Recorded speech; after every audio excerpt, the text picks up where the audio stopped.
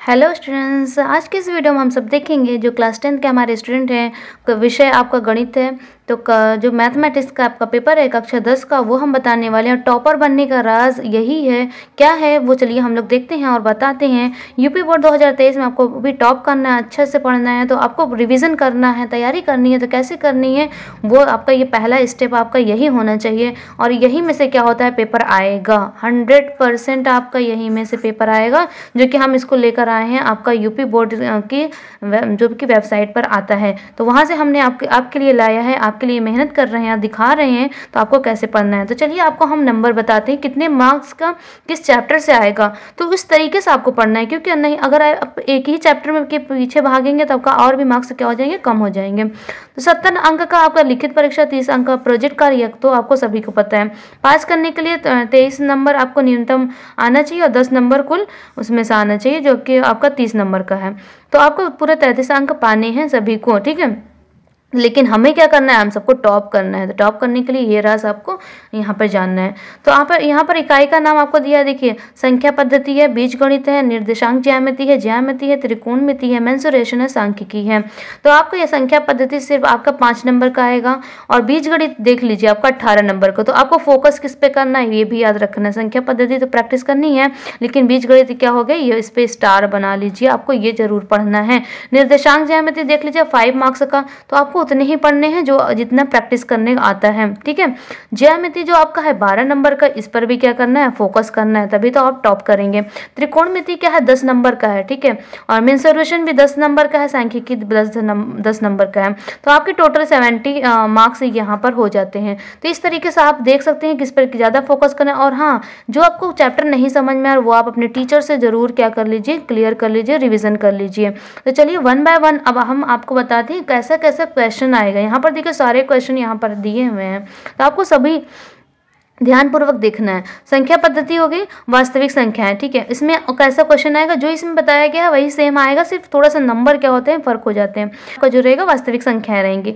Euclid विभाजन प्रमेय का, तो अंक गणित का आधारभूत प्रमेय और उदाहरण सहित यहाँ पर √2, √3, √5, इस पर √3 का आया था और √3 या 5 दोनों का आया था, तो अलग अलग पेपर में। तो आपको ये सारे तीनों का प्रैक्टिस कर लेना जरूर आएगा। और भी आगे है अपर में संख्याओं का सत्यापन, परमेय संख्याओं का शांत अशांत, आवर्ती दशमलव के पदों में निरूपण। तो ये आपका सिर्फ कितना है, 5 नंबर का। तो इस तरीके से आपको प्रैक्टिस करनी है।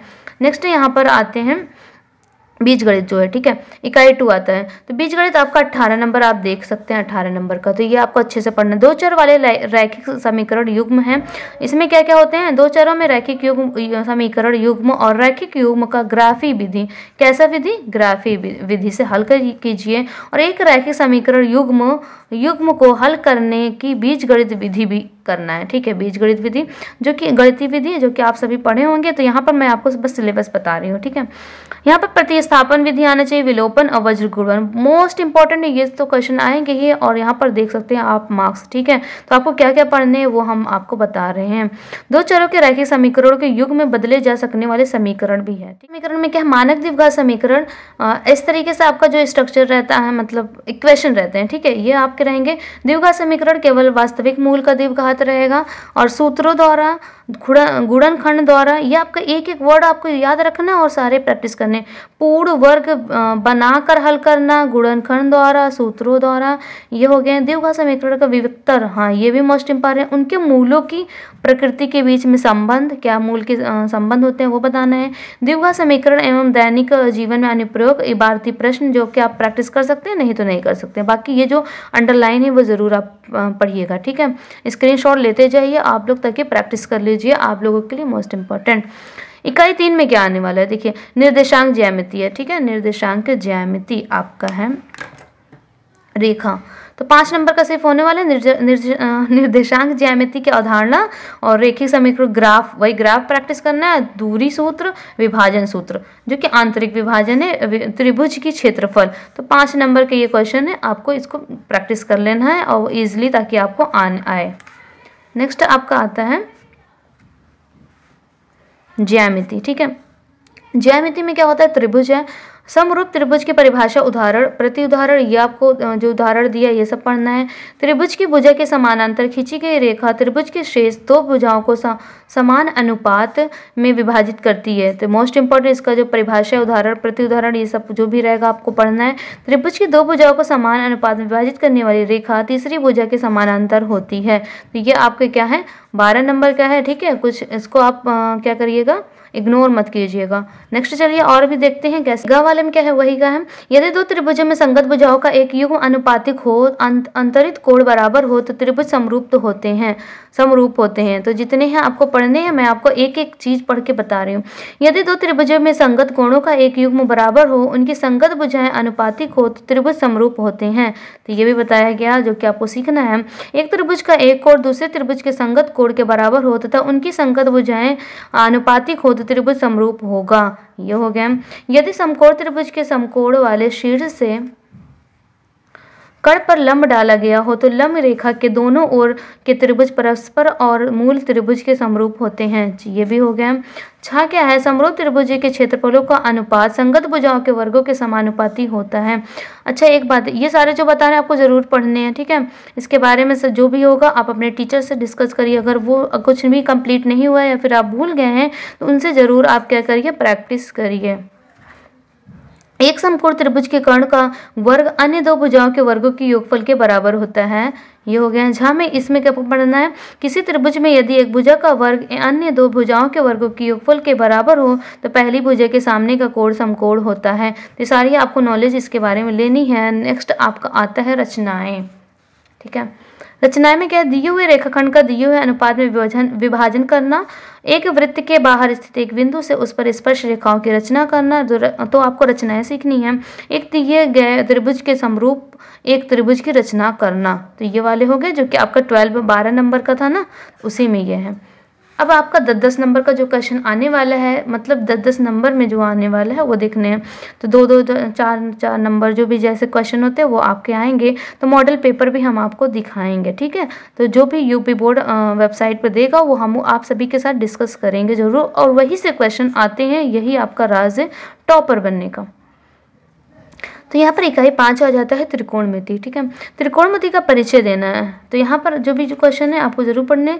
समकोण त्रिभुज के न्यून कोणों के त्रिकोणमिति अनुपात 0 डिग्री और 90 डिग्री के त्रिकोणमिति अनुपात मिति अनुपातों के मान 30, 45, 60, 0, 90, तो इनके बीच का संबंध बताना है। तो सारे आपको क्या करने हैं, पढ़ने हैं। त्रिकोणमिति सर्वसामिकाएं, पूरक कोणों के त्रिकोणमिति अनुपात, ये वाले इंपॉर्टेंट। ऊंचाई और दूरी भी है, ये वाले क्या होते हैं, जरूर क्वेश्चन आते हैं। ठीक है, मोस्ट इंपॉर्टेंट है।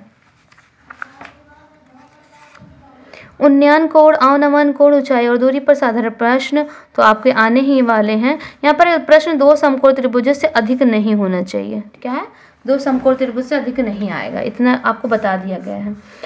उन्नयन अवनमन कोण केवल 30, 45 और 60 डिग्री होने चाहिए। इतना आपको देखिए पूरा बता गया, इतना ही होना चाहिए।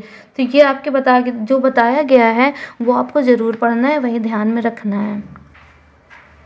ठीक है, तो ये वाले आपको ध्यान में रखने हैं। मेंसुरेशन में आपका आ जाता है वृत्तों से संबंधित क्षेत्रफल। ठीक है, आगे हम चलते हैं।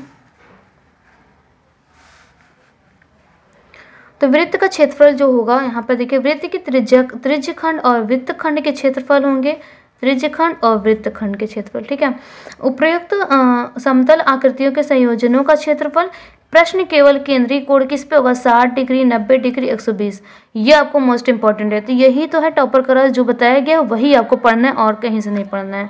ठीक है, यहाँ पर सेकंड है पृष्ठीय क्षेत्रफल और आयतन है। ठीक है, तो निम्नांकित किन्हीं दो द्वारा संयोजित समतल आकृतियों का पृष्ठीय क्षेत्रफल तथा आयतन घन, घनाभ, गोला, अर्धगोला और लंब वृत्ति, बेलन, शंकु, शंकु छिन्नक, तो जितने भी शब्द लिखे हैं सबके बारे में आपको ज़रूर पढ़ के जाना है, पढ़ना है, पहले से प्रैक्टिस करनी है। ठीक है, कहा जाता है एक तरह के धात्विक ठोस का दूसरे में परिवर्तित करने से संबंधित प्रश्न एक दूसरे से मिश्रित प्रश्न होंगे। ये वाले दो भिन्न तरह के ठोसों का संयोजन संबंधित प्रश्न होगा, इससे अधिक नहीं होगा। सिर्फ दो भिन्न क्या होंगे, ठोसों का संयोजन का प्रश्न होगा। तो ये वाले सिर्फ जैसे बताया है वैसा ही क्वेश्चन आएगा आपका। आप अपने टीचर से ज़रूर इसको डिस्कस कीजिएगा, ज़रूर पढ़िएगा। नहीं तो हम आपका मतलब जो भी मैथ का जब क्लासेस होने लगेगी तो आपको इम्पोर्टेंट क्वेश्चन की क्लास चलेगी, वो आप ज़रूर इसमें प्रैक्टिस कीजिएगा, ठीक है। तो आपको सर आपको पढ़ाने वाले हैं। इकाई 7 है सांख्यिकी, वर्गीकृत आंकड़ों का माध्य, माध्यिका तथा बहुलक। ये तो आपको सीख लेना है, आना ही है। देखिए 10 मार्क्स का कितना अच्छा है। संचयी बारंबारता ग्राफ है, तो ये आपको इतना पढ़ना है बस। अच्छा, सांख्यिकी में इतने 10 नंबर का एक क्वेश्चन आएगा जो आपका बहुत ही अच्छे से अगर आप सीख लेंगे ना, 10 मार्क्स आपको ये वाला फिक्स हो जाता है। तो कितना अच्छा सब कुछ बता दिया है कि क्या क्या पढ़ना है, तो आपको बस यही इतना पढ़ के जाना और टॉप करना है। तो आप देख लिया ना, सारे नंबर हो गए। तो प्रोजेक्ट कार्य यहाँ पर दिया है जो कि आपका 10-10 मार्क्स का होने वाला है, तो ये आपको बता देते हैं, ठीक है। 30% जो कम हुआ है परसेंट। तो बीजगणित में क्या है, बहुपद के शून्यांक, द्विघात बहुपदों के गुणांक और शून्यांकों के मध्य संबंध, वास्तविक गुणांकों वाले बहुपदों के विभाजन, एल्गोरिथम का कथन, ये सब नहीं पढ़ना है। समानांतर श्रेणी आपको नहीं पढ़नी है। आप देख सकते हैं nवें पद की व्युत्पत्ति, समानांतर श्रेणी के प्रथम nवें पदों का योग, ये सब आपको नहीं पढ़ना है। अनुप्रयोग भी नहीं पढ़ना है। ज्यामिति में क्या है, वृत्त की स्पर्श रेखा, स्पर्श बिंदु, ये नहीं पढ़ने हैं। वृत्त की स्पर्श रेखा स्पर्श बिंदु से होकर जाने वाली त्रिज्या पर लंब होती है, ये आपको नहीं पढ़ना है। किसी बाह्य बिंदु से खींची गई 2 स्पर्श रेखाओं की लंबाई बराबर होती है, ये भी आपको नहीं पढ़ना है। तो इन सब पर आपको फोकस नहीं करना है। नेक्स्ट आपका त्रिकोणमिति में आ जाता है, इसको भी नहीं पढ़ना है। सर्व समीकरण जो साइन स्क्वायर थीटा, जो भी कॉस स्क्वायर थीटा, ये स्थापित करना, इसका अनुप्रयोग नहीं पढ़ना है। और प्रायिकता यहाँ पर है, ये भी आपको नहीं पढ़ना है। सारा हमने बता दिया आपको जो जो पढ़ना था। तो क्लास 10 का जो भी साइंस मतलब मैथ का हो गया। अब नेक्स्ट आपको हम बताएंगे अगली वीडियो में, आप देख लीजिएगा ये जो साइंस का है तो कितना नंबर का है, ये आप देख सकते हैं, हम आपको बताने वाले हैं। Thanks for watching.